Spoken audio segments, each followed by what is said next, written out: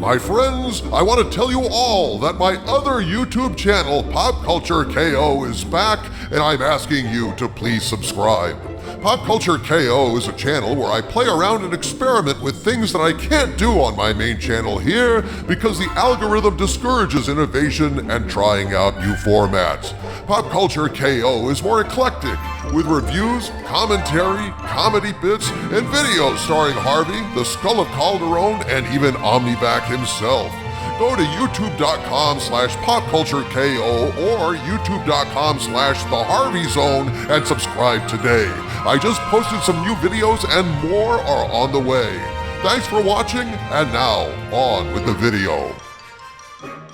Greetings, my friends. I am Dictor Van Doomcock, the future ruler of Earth, broadcasting from my hidden base at the center of the Earth, and I am here today with an update on a video I made a few days ago about an alleged emergency meeting called at Disney about the falling stock price and the performance, or lack thereof, of the latest Disney Star Wars atrocity, the Acolyte.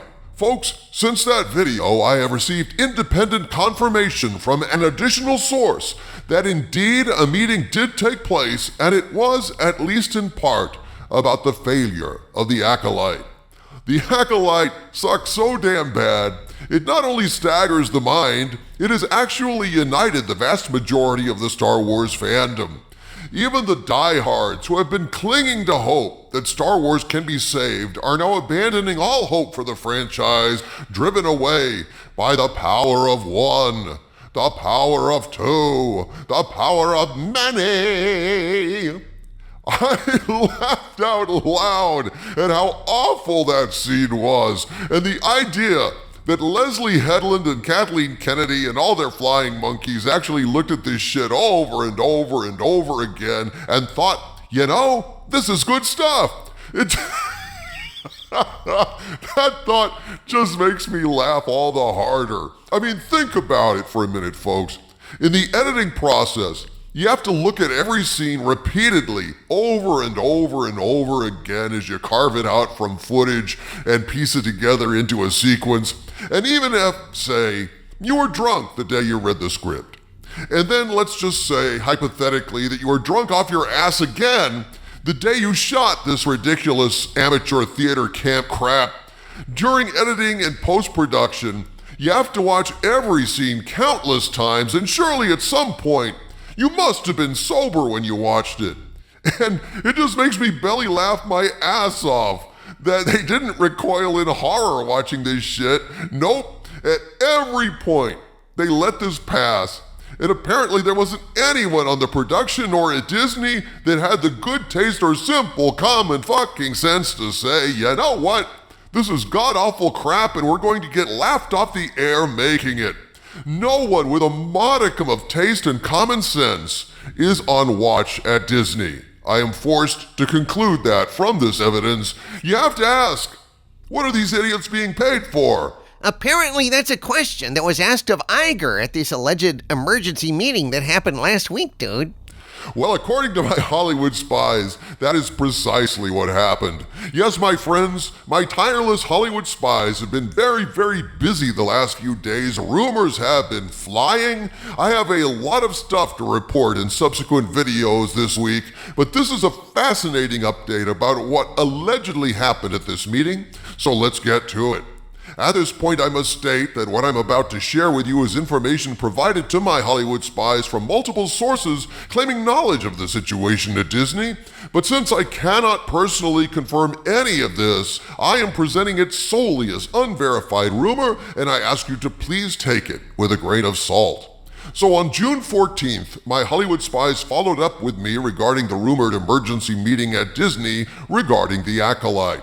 Here's what I was told, quote, "We haven't had a chance to talk with our main source on this, so there will be updates to come. As we understand it, the meeting yesterday was forced on Bob Iger by his main backers, and the main topic was Acolyte and the return on investment." Wait a minute. Disney is concerned about making a return on investment? Apparently so. Since when? Exactly. Since when? I mean, this is quite a. I mean, this is right here is kind of a big, like, mind-blowing disclosure that return on investment is even a conversation that happens at Disney. I thought that thing went the way of the dodo. Anyway, to resume the report, quote, according to 3 separate sources, the best case scenario is the Acolyte cost in the ballpark of $275 million. Keep in mind, this is best case scenario. And if the Acolyte is not getting views, why are they wasting money? To recap, allegedly, Disney Plus has 125 to 150 million subscribers. According to Disney, the Acolyte broke records with a tune-in of 4.8 million viewers, according to our Both and Spy Inside Disney, and this is less than 5% of the viewers on Disney Plus, depending on what number you go by. Also, according to our Both and Spy, Disney Plus has had no sub bump to talk about. In fact, the US numbers have actually gone down over the past month. So the question is BlackRock, Vanguard, and others actually demanding return on investment? If so, why the sudden change of heart? Unquote.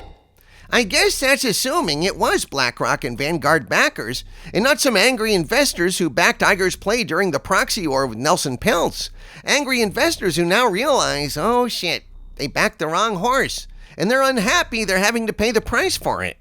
Well, that's the nature of horse racing, Harvey Cthulhu. Sometimes you win, sometimes you lose, and in this case, it's pretty clear that Disney is not a place for investors who want big profits, who long for big returns on investment. Peltz cut his losses. He went ahead and sold all of Trian Fund Management's stake in Disney and went out as close to on top as Disney is likely to get any time in the foreseeable future. Could Deadpool 3 boost the stock? Surely Deadpool 3 won't fail at the box office. I can't foresee that happening, can you? I personally find it highly unlikely that Deadpool 3 will fail.